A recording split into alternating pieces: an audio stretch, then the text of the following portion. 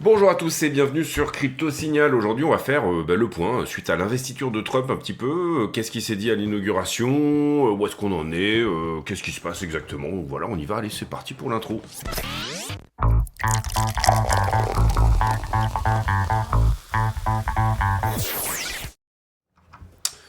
Alors, tranquillement, on attaque sur la 4 heures. Bon, ce qu'on peut voir dans la structure, c'est que on a une sorte de support ici, plus ou moins sur cette zone-là. Est-ce que c'est un support 4 heures? Oui, je pense qu'on peut, au vu du nombre de touches, on peut l'estimer comme ça. Est-ce qu'il va être attaqué ou pas? Ben, on commence à accumuler de la liquidité en dessous, hein, donc ça serait pas extrêmement étonnant qu'il soit attaqué quand même. Hop, on va le mettre comme ça. Donc ça, c'est un 4 heures. Est-ce qu'on n'irait pas revisiter le 1 heure et pourquoi pas cette boîte de liquidité? Spoiler alerte du fait que... Enfin, alors, spoiler alerte de pas mal de choses. Pardon, excusez-moi. Cool, je vais un peu zoomer l'histoire. Je mets en pause une seconde. Hop, voilà, désolé, c'est un petit peu bâtard là, cette histoire. Oui, donc ici, on a ce très joli 4 heures qui pour le moment tient plutôt pas mal le prix, qui pourrait même résister, c'est-à-dire qu'on pourrait très bien perdre le 4 heures avec une mèche et aller revisiter effectivement cette boîte de liquidité. Et cette boîte de liquidité, bah, elle a commencé un petit peu à augmenter, étant donné que ça fait 2 fois désormais qu'on vient visiter un petit peu cette zone. Donc on peut estimer qu'en fait la boîte elle a grandi et elle est venue jusque là. On va le voir dans la liquidité, on va voir si c'est vraiment le cas, mais globalement ça semble assez, au vu de la structure, plutôt logique. Qu'est-ce qu'on fait? Et ben là on n'a pas fait cette cassure de distribution là, c'est-à-dire qu'ici il y avait une potentielle réaccumulation, on va dire, en correction, hein, là, ici, là-dedans. Et ça n'a pas du tout eu lieu. Pour le moment, on est plutôt passé dessous. Donc, en l'occurrence, eh bien, ça peut dégager. Ça, on va le tenir comme étant la distribution du moment. Et ça, par contre, ça peut dégager puisqu'on en a perdu le bas. Ça aussi, ça peut dégager puisque, de toute façon, on n'a pas fait le mouvement. Encore une fois, on n'a pas eu cette espèce de bullfly. Et pour le moment, quelle est la tronche un peu de la structure? Alors, ça pourrait ressembler éventuellement à un élargissement, pourquoi pas. On va voir ici comment ça se met en place. En tout cas, pour le moment, on peut dire que c'est globalement, voilà, on va dire plutôt un range avec déviation en haut, pardon, un range entre 106 et grosso modo le bas du niveau, c'est-à-dire 99.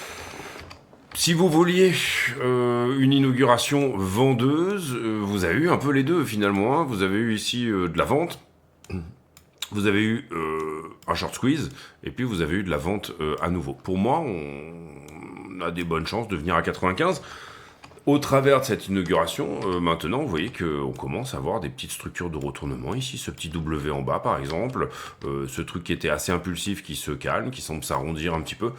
Et puis, un support qui tient en 4 heures pour le moment. Donc, pourquoi pas un up supplémentaire. Sur le 15 minutes, on ira peut-être le voir en fin de vidéo, hein, histoire de capter un petit peu ce que ça peut nous donner. Et là, on voit bien que sur le 15 minutes, on est vraiment pour le coup dans une latéralisation entre 100 et 103, on va dire, hein, pour faire simple. Ensuite, alors ça me plaît pas du tout comment tout ça s'est remis. Désolé. Hop, voilà. Voilà, c'est mieux. Et donc du coup, on va désormais aller voir Ether contre Bitcoin. Ether contre Bitcoin, qui fait du surplace un petit peu, hein. Pour le coup, on n'a pas vraiment de, comment dire, de direction, puisqu'on est dans une contraction. Vous le voyez ici dans ce triangle, hein. Donc on n'a pas de direction. Je parle ici pour la time frame en petites UT, hein, c'est-à-dire maximum 1 heure, mais on n'a pas vraiment de direction. Ça compresse, attention, en général, quand on rentre par le haut dans un triangle de compression, on a tendance à en sortir par le bas. C'est plutôt une figure de continuation. Maintenant, ben voilà, ça pourrait être une figure de bottom. On va dire que si on veut qu'elle se transforme en figure de bottom, on va plutôt la voir se transformer dans une sorte de triangle ascendant, comme ceci, d'accord? Si vous comprenez rien de ce que je dis, n'hésitez pas à aller voir les tutos en fin de vidéo.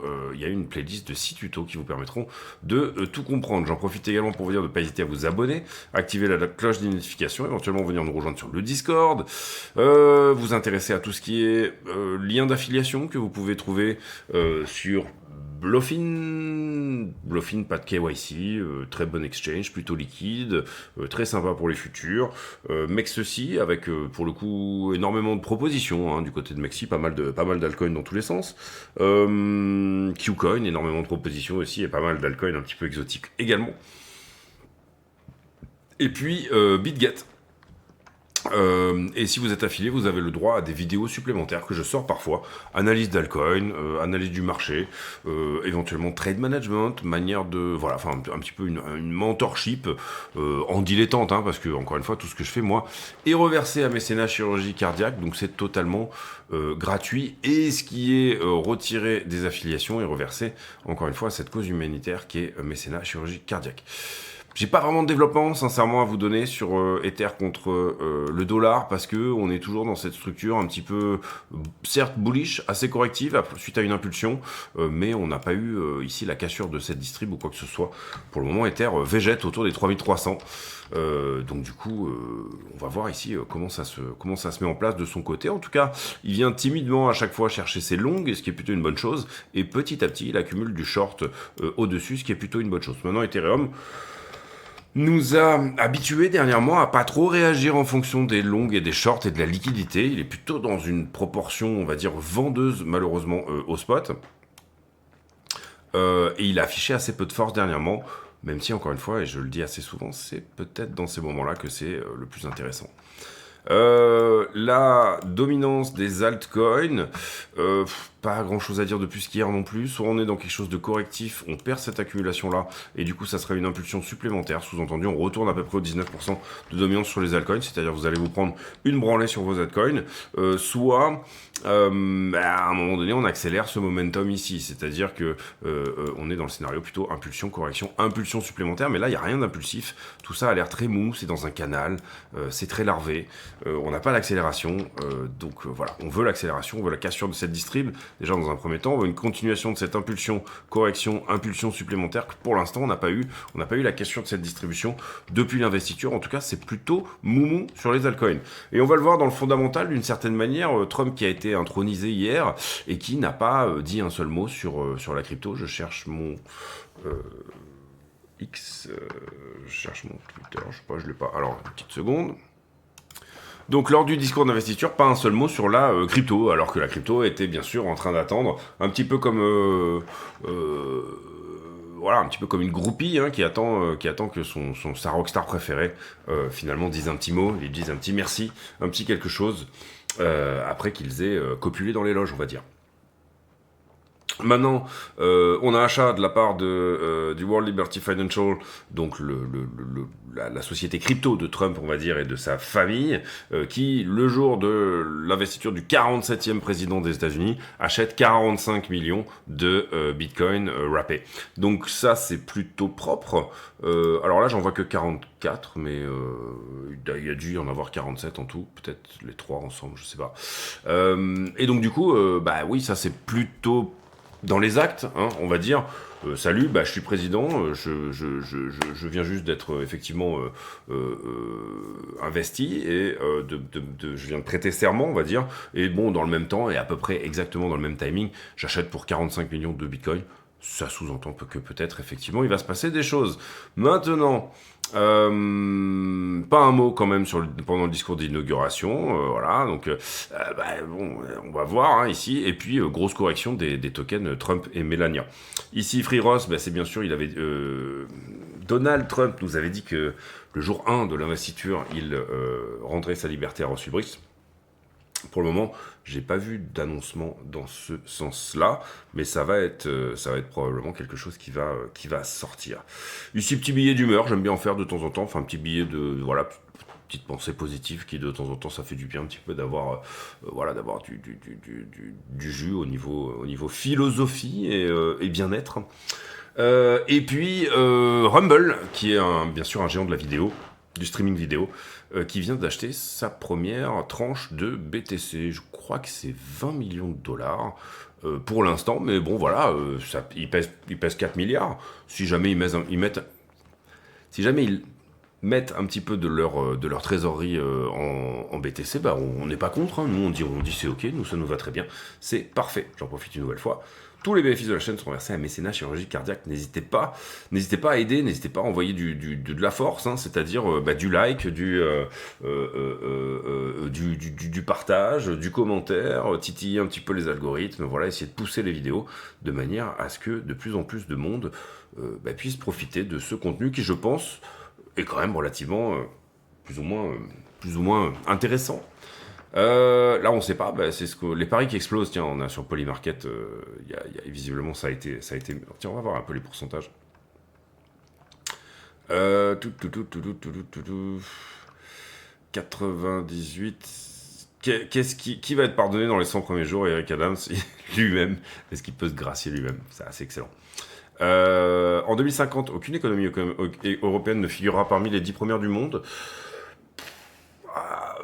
Je sais pas qui c'est qui dit ça. Peut-être, c'est possible. C'est possible. En tout cas, si on continue comme ça. Maintenant, c'est une théorie que j'avais mis en avant, je pense, dans une des vidéos, et je pense qu'elle est pas si con que ça. Les États-Unis ont pour habitude de créer des monstres qui finalement qu'ils arrivent à contrôler dans un premier temps et qui finalement après deviennent des vrais contre-pouvoirs dans un autre sens. Bon, j'en veux pour preuve.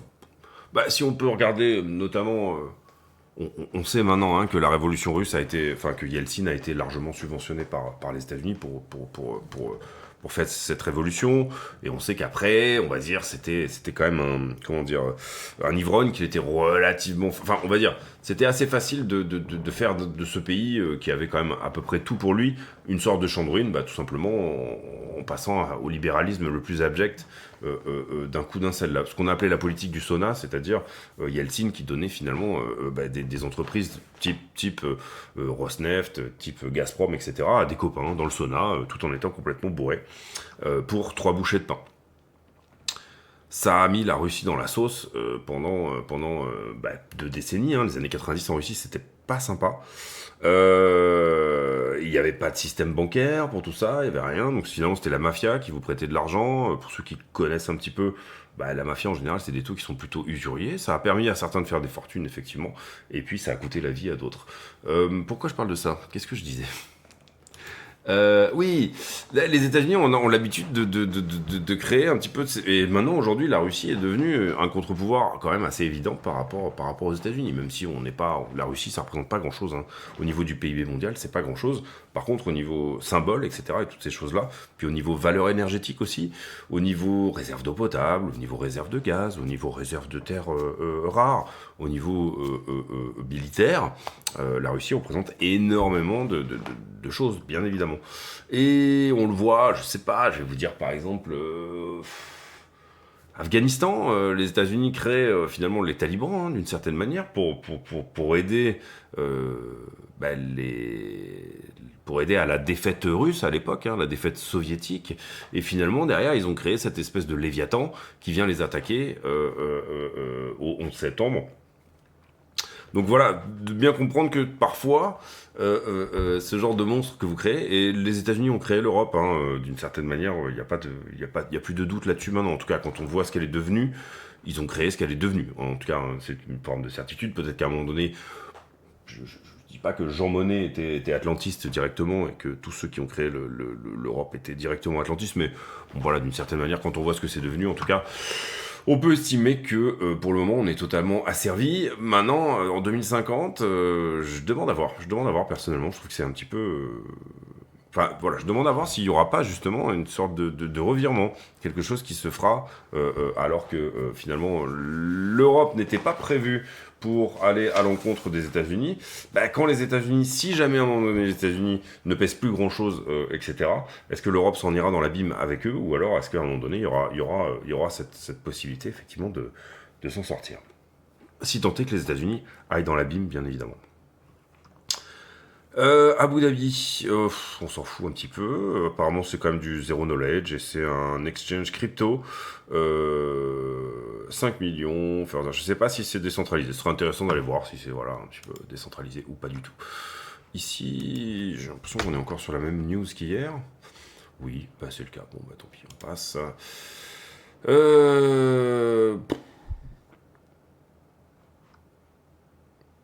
Voilà, pas de mention de crypto pour le premier jour de Trump. Ici, on parle déjà de droits de douane sur le Mexique. Il faut bien comprendre que ça soit sur le Mexique ou sur d'autres pays. Là, on parle de la Chine.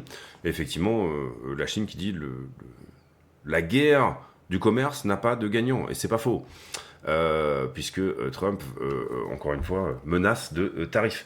Ce qu'il faut bien comprendre ici, c'est que pour Trump, les tarifs, les droits de douane, hein, donc du coup, sont un mode de négociation. Trump, comment il a fait sa fortune? C'était à New York. Il achetait des vieux hôtels ou des vieux immeubles ou ce genre de choses. Et puis finalement, il allait derrière arriver à négocier avec pas mal de lobbies, dont les lobbies de la construction. À New York, vous voulez construire quelque chose, il va d'abord falloir que vous vous mettiez d'accord avec tous ceux comment dire, qui ont le monopole du béton. Et à cette époque-là, ça passait aussi par les syndicats. C'est-à-dire vous étiez obligé, quand on parle de syndicats, oui, on parle de syndicats, oui, syndicate, quoi, oui, les syndicats, comment ça s'appelle, les unions, je sais plus comment ça s'appelle aux États-Unis. Mais en gros, il se mettait d'accord avec tous ces gens-là, il les mettait à table, il arrosait des pots de vin au niveau des politiques, etc. Et puis en même temps, derrière, au niveau des syndicats, en tout cas, il fallait qu'ils se mettent la mafia avec lui pour pouvoir finalement négocier avec les syndicats le fait de pouvoir effectivement construire ce qu'il avait à construire. Et ou racheter des entreprises qui étaient effectivement en termes d'immobilier dans une grande difficulté pour une bouchée de pain en se mettant finalement la mairie dans le. Ce que je veux dire par là, c'est que Trump est un grand négociateur. C'est des gens qui sont des grands bluffeurs aussi, et que tout simplement, lui, il arrive en disant, il va regarder les États-Unis comme une société. Une société, à quel moment pour lui elle perd de l'argent? Quand elle a un déficit commercial, c'est-à-dire quand elle achète au reste du monde des choses et que elle en vend moins. Hein. C'est un déficit commercial pour lui, il le voit comme ça. Il va dire quoi? Il va dire quel est mon moyen de faire pression? C'est mon moyen, il y a un moyen militaire, mais ça coûte cher. Et ça, lui, il a pas très envie, c'est pas tout à fait son truc. Un petit peu comme si, je sais pas, vous avez une opération de com qui coûte très cher pour une entreprise, le truc est mal trouvé, mais voilà, ou plutôt rentrer dans une forme de guerre commerciale, je sais pas, voilà. Et derrière, comment il va se positionner? Il va dire, moi, le seul moyen que j'ai de dire, de pouvoir négocier, de pouvoir remettre cette balance commerciale dans le bon sens, ça sera tout simplement de venir dire salut, salut l'Europe, vous arrêtez de me vendre de la Volkswagen, ou en tout cas, si vous me vendez de la Volkswagen, c'est ok, par contre vous allez m'acheter du gaz. Donc du coup on fait comme ça, et si jamais vous m'achetez pas de gaz, de toute façon je vais augmenter de 35% les droits de douane sur les Volkswagen, puisque j'ai le droit de le faire, puisque désormais on n'est plus dans cette idée du World Trading Organization, l'organisation mondiale du commerce, toutes ces choses-là qu'on nous a vendues pendant énormément de temps, on est rentré dans une nouvelle Adam Smith, les avantages compétitifs des nations, ou je sais plus comment je crois que ça s'appelle, c'est un truc dans le genre, je sais plus.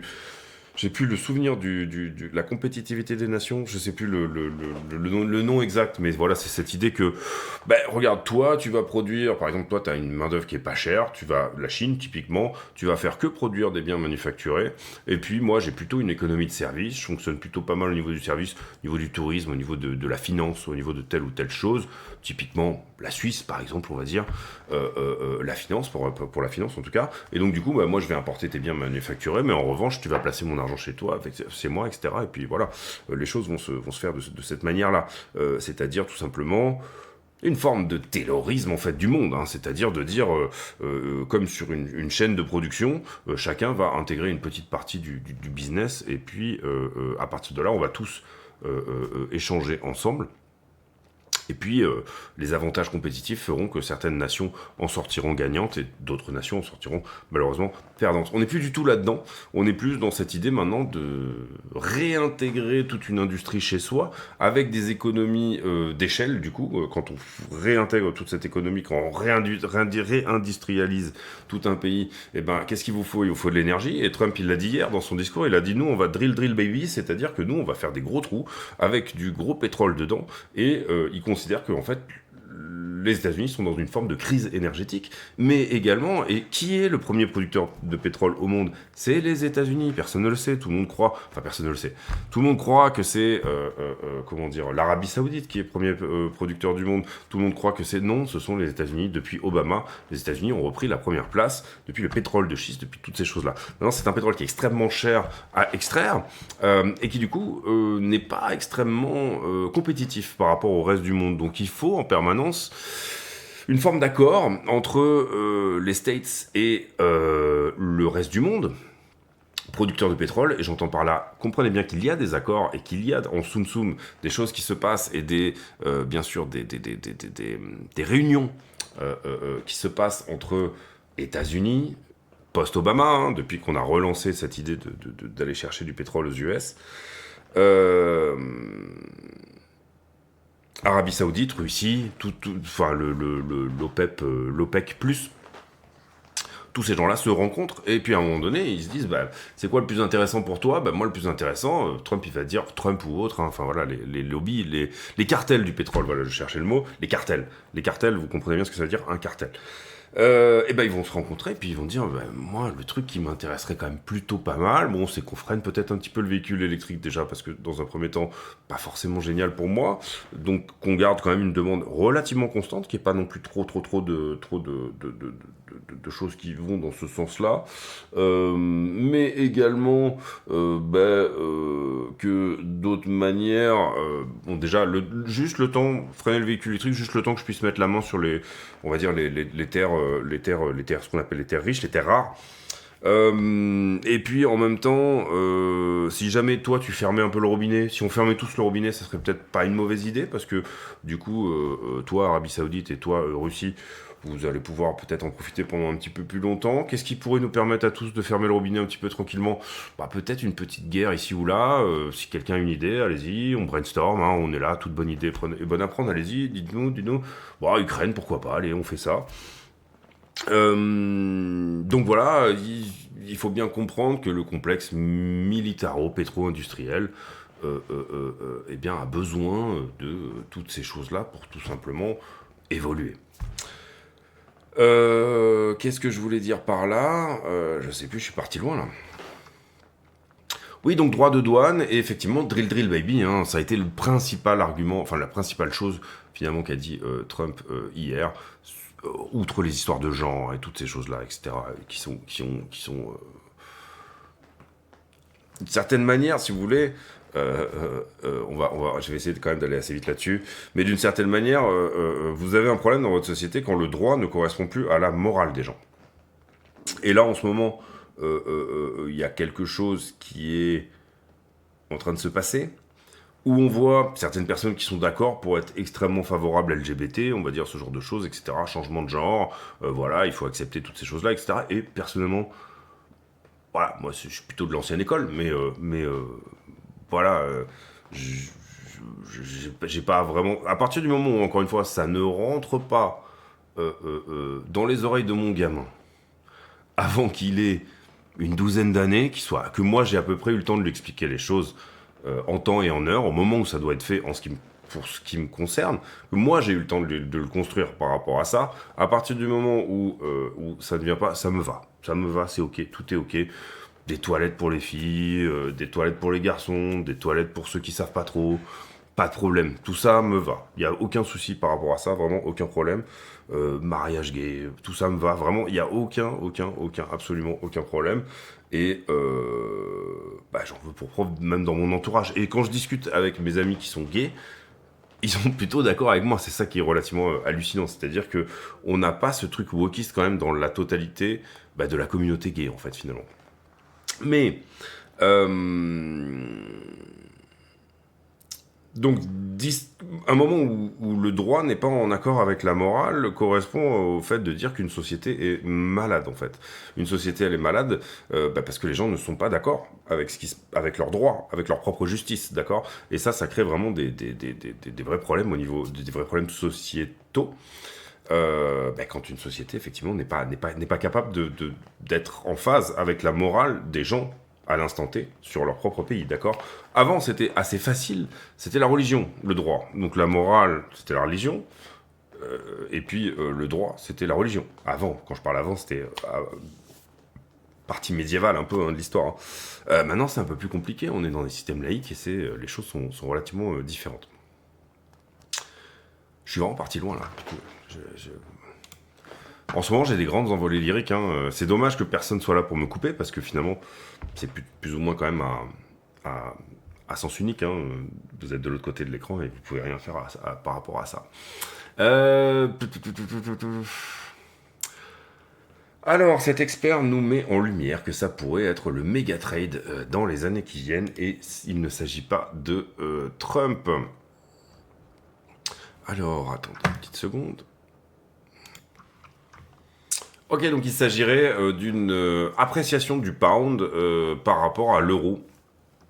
Pourquoi pas Pourquoi pas ça serait là l'euro est monté d'une vingtaine de pourcents par rapport au pound et puis on peut estimer qu'éventuellement les taux anglais vont un peu faire leur vie. C'est plutôt en général ça se passe de manière plutôt libérale. Alors que en Europe, on aura peut-être plutôt cette volonté de rester très bas. Possiblement. Et on est le 21, pas grand chose cette semaine, on en avait déjà parlé, c'est plutôt la semaine prochaine où il y a énormément de choses, avec bien sûr le meeting de la Fed, le GDP qui va sortir, c'est-à-dire le PIB américain, et puis le PCE, Personal Consumption Expenditure, indice de l'inflation s'il en est, extrêmement suivi par la Banque fédérale américaine. Allez, est-ce qu'on a un retour des retail et est-ce que l'application Coinbase est remontée? Oui, largement. Coinbase qui est monté 15e dans l'App Store. Ça sous-entend un retour des retail. Depuis l'élection de Trump, il y a peut-être des choses qui se trament du côté des retail. Donc attention, j'aurais plutôt tendance à dire attention dans ce genre de contexte. En général, quand le retail rentre, on le met sous l'eau un petit moment, on le fait vendre et puis ensuite, ça va mieux. On va voir si c'est le cas. Pour le moment, en tout cas, on liquide plutôt du long, 411 millions. On a 600 millions de liquidation sur la journée d'hier. Carnet d'ordre, c'est plutôt vide. J'aime bien qu'on ait rajouté pas mal d'ordres ici sur la zone des 100 000. Il y en a quelques-uns qui ont disparu, mais c'est plutôt propre. Et moi, j'aime bien quand on a une montée. Vous voyez qu'ici, on a quelqu'un qui court derrière le prix et qui n'arrive pas à y aller. C'est-à-dire que là, on avait quelqu'un qui voulait acheter autour du 20 janvier. 300-400 bitcoins et finalement là ici il s'est dit c'est peut-être là le support donc je vais me caler là voilà donc il y aura peut-être ici petit à petit un sentiment qui part pour le meilleur. Maintenant en ce qui concerne les marchés en levier, ça bouge très vite. Vous voyez ici que grosse perte du nombre de contrats, ça c'est l'open interest, le nombre de contrats en circulation. On revient assez vite finalement de la borne des 23 milliards, celle où en général, alors moi je la vois un petit peu plus haut, celle où en général on corrige, elle est plutôt à 24, mais là on voit que c'est la borne du moment. Ici, le marché a tendance à dire, moi, à 22, 23 milliards, je déleverage et je reviens sur la zone des 20. D'accord? C'est ce qui se passe pour le moment. Le range d'open interest, il est entre ça et ça. Et donc, du coup, attention quand on est aux 24 milliards, parce qu'en général, on retourne. Et en ce moment, on y retourne très vite. Vous comprenez ici que le marché, c'est comme un électroencéphalogramme qui est en train de se réveiller. C'est comme si vous réveilliez je sais pas, une momie ou voilà, quelqu'un qui était un petit peu... même si le marché est extrêmement excité ces derniers temps, ce n'est pas l'idée, mais voilà, vous prenez quelqu'un vous réveillez quelqu'un qui était, somme toute, finalement, un petit peu endormi. Le funding suit très bien le prix, ici, en tout cas, je trouve. Là, et là, ça reste assez propre, donc on rajoute pas de niveau. Ce niveau a été pris. On est monté au 0,02 de funding, ça faisait un petit moment que c'était pas arrivé, jour de l'investiture, et vous voyez qu'on vient les chercher derrière, donc c'est ce qu'on avait dit. C'était pas vraiment une news à longuer. En tout cas, ça peut être une news à longuer sur le long terme, l'investiture de Trump. Ce qu'il fallait longuer, c'était avant qu'il soit élu, d'accord. Et là, pour le coup, vous auriez... On est plutôt, je pense, dans une zone de vente pour ceux qui ont joué le trade avec du nez un petit peu en avance. Donc voilà, personnellement, je serais relativement étonné qu'on vienne pas chercher 95. Maintenant, c'est mon avis. Ça reste que mon avis et ça n'engage que moi. On le voit aussi sur les poches de liquidité, alors un peu moins sur la 5 jours, où pour le coup là c'est plutôt 97, hein, si je ne me trompe pas, oui c'est ça, 97 qui nous dit sur la 5 jours, attention moi il y a du monde chez moi, et puis là on voit cette zone de 95 à 99 que je vous montrais tout à l'heure, une nouvelle poche de liquidité finalement, elle est littéralement là-dedans, on a du monde au-dessus aussi, hein, et c'est tout à fait possible, si le sentiment nous emmène vers le haut, si le sentiment nous dit ben on laisse cette poche là gagner et on part vers le haut, et du coup ici vous comprenez que ceux qui sont rentrés à 95 sortiront peut-être à 105 ou 110 si jamais on y va, enfin voilà, vous comprenez ici qu'on commence à créer les conditions de liquidité au-dessus de 110, ce qui est une bonne chose.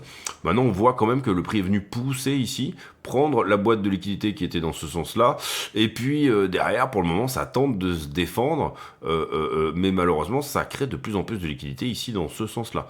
Donc si j'étais personnellement un costard cravate et que j'avais envie de liquider du pull à capuche pour en faire mon petit déjeuner et accumuler du contrat hein, ici dans cette zone, puisque l'idée ici c'est d'accumuler du long dans les liquidations des longs, hein, d'accord, je prends la contrepartie tout simplement, un long quand il est liquidé il est obligé de vendre, et ben moi j'achète en face.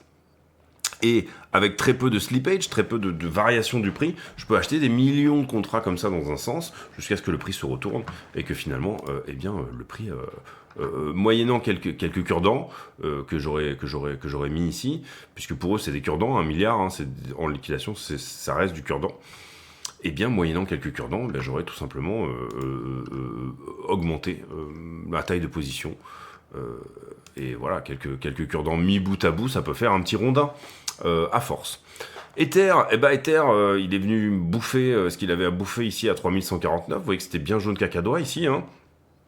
Derrière, il se reprend, mais malheureusement, au moment où il se reprend, enfin, dans ce qui se reprend, bah, il recrée une petite poche de liquidité très légèrement en dessous, puisque le support ici est en train de se créer. Maintenant, par contre, on a une très belle boîte qui pourrait nous donner 3548 dans l'autre sens. Il est un petit peu au milieu de rien, là, entre deux poches de liquidité. On va voir quel sens il choisit. Sens qui sera bien évidemment en partie déterminé par Bitcoin. Donc si on considère que Bitcoin sera peut-être un petit peu baissier, bah, on peut peut-être se dire que Ether sera baissier, mais peut-être un petit peu moins, d'accord ? Un petit peu moins, j'entends sur la paire Ether contre Bitcoin, bien sûr. Les alts, c'est pas trop chargé long, il y en a un petit peu, mais c'est pas, je trouve que c'est pas jaune, quoi. Voilà, ça reste assez verdâtre. Donc, voilà. Quand on va sur le prix et qu'on fait la conclusion de cette vidéo, on va aller sur le 15 minutes. Bah moi, je trouve ça plutôt propre en termes de correction par rapport à... l'élection, maintenant, voilà, mon scénario privilégié, ça reste quand même ça. Il n'y a pas photo, ça fait plusieurs jours qu'on le dit. Pour moi, la bonne entrée ici, le truc où vraiment on peut réfléchir, on se dit, on s'inscrit dans une continuation haussière, etc. Elle est à 94 815, très exactement sur ce 15 minutes. Est-ce que je la prendrai ou pas? Pour le moment, je ne l'ai pas encore préparé d'entrée là-dessus. Puisque j'ai une entrée à 95 qui a pas pris tout ce qu'elle devait prendre nécessairement. Maintenant, pourquoi pas, voilà, sur un petit intraday, et ou pourquoi pas me positionner sur une altcoin dont je pense qu'elle peut effectivement venir donner des jolies choses. Pourquoi pas. Pour le moment, en tout cas, depuis qu'on a commencé la vidéo, c'est bien, on attaque la distribution du moment, donc voilà, on pourrait peut-être être dans quelque chose qui latéralise à nouveau. Un petit moment entre finalement 101 et 107, c'est-à-dire qu'on ne casse pas un ATH comme ça, on le sait, hein, bon, surtout, bon là on parle pas d'un ATH qui a été fait non plus avant-hier, on était le 17 décembre, c'était donc du coup il y a un mois. Qu'est-ce qu'on peut dire d'autre sur cette idée ? En soi, et là c'est pareil, est-ce que ça c'est une déviation, hein, puisqu'il y a rejet sur ATH ici, on avait quasiment cassé cet élargissement ici qu'on trouvait très très joli. Est-ce que c'est une déviation, c'est-à-dire est-ce qu'on va réintégrer, revenir chercher la ligne de symétrie et ensuite enfin finalement casser cet élargissement, ou alors est-ce qu'on va péter vers le haut? C'est un petit peu la question également du moment. Je pense vraiment que la solution ici, bah, elle se situe entre ce 4 heures là et celui-là. À partir du moment où on perd ce 4 heures là ici vers le bas, je donne plutôt 95. À partir du moment où on perd ce 4 heures là vers le haut, sous-entendu le hard closer, c'est-à-dire faire une ouverture et une clôture en 4 heures dans sa time frame au-dessus de ce niveau là, on ira bien évidemment se dire que tout cela est cassé et que on se dirige plutôt vers les 120 000 $. Donc la question étant 95 ou 120 000, il est tout à fait possible également de retourner sous les 90, il y a aussi de la liquidité là-dedans. À voir, le funding reste assez neutre pour moi. En tout cas, dès qu'il est monté à 0,02, on a tout de suite corrigé et on est tout de suite revenu dans des zones plus neutres, vous le comprenez ici, dans ces eaux-là. Ici 0,02, on est tout de suite revenu à 0,01. Le funding avait été augmenté par 2, non, on est venu sortir tous les longs FISA direct.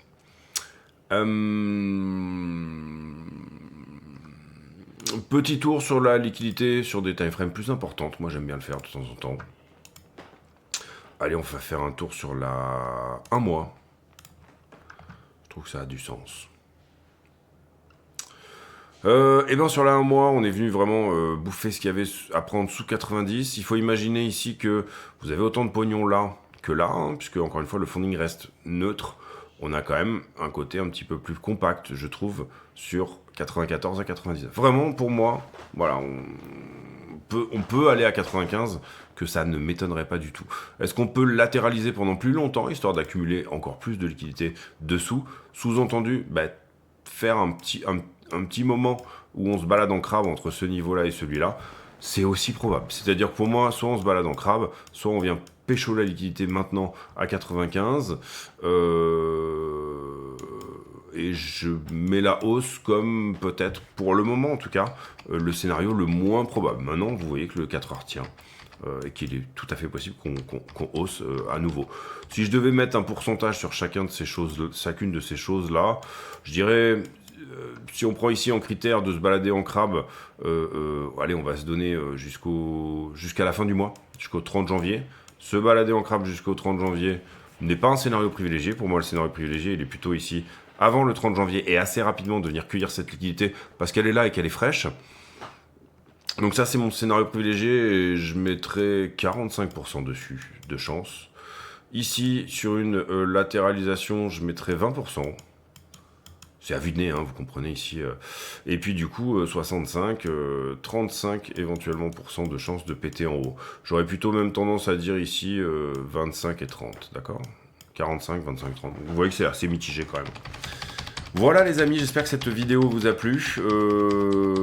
Si jamais on perd un des 4 heures, que ce soit vers le haut ou vers le bas, vous comprenez que ces pourcentages se modifient sensiblement, bien évidemment. Ici, on a donné ces pourcentages-là parce qu'il n'y a pas de cassure, que pour le moment, on est un petit peu en train de se balader entre ça. Le range ici est tout à fait jouable, c'est-à-dire que celui qui rentre long ici pour sortir finalement son long là et qui reshort et qui ainsi de suite, c'est tout à fait jouable. À savoir combien de fois il va gagner, c'est un petit peu ça la question. En général, vous avez des signes précurseurs de ce type de range, notamment le POC bien au milieu, là c'est le cas. Vous voyez qu'il y a assez peu de valeur en haut, là. D'accord? Donc là, le POC peut rejeter, attention, pour le coup, c'est ce qui nous donnerait impulsion, correction, impulsion. Donc là, si on arrive à passer le POC, de très fortes chances d'aller couvrir la zone qui n'a pas été couverte. Je parle de tout ce qui se passe là-dedans, là où il y a eu assez peu de business. Vous comprenez ici que dans cette petite structure de range potentiel, tout le business a eu lieu en bas et très peu de business a eu lieu en haut. Donc pourquoi on n'irait pas faire un petit peu de business en haut? Pourquoi pas? Si jamais on n'arrive pas à passer le POC, le point de contrôle, l'endroit où il y a le plus de business dans cette petite structure 4 heures, et du coup, c'est un rejet et pour le coup, on y va direct, d'accord? Ça aussi, c'est quelque chose qui peut vous donner, avant qu'on perde le 4 heures, un rejet ici dans cette zone-là peut vous dire, peut-être qu'il y a des chances qu'on attaque le 4 heures et qu'effectivement, on fasse impulsion, correction, impulsion. Ok?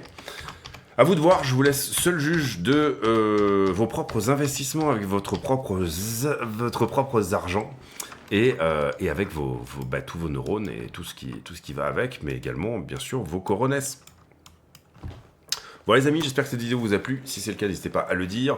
On se retrouve demain pour une nouvelle. J'ai pour habitude, en fin de vidéo, de poser une question à la con, c'est-à-dire une question qui n'a rien à voir avec le prix du Bitcoin, mais qui nous permet de converser de choses et d'autres.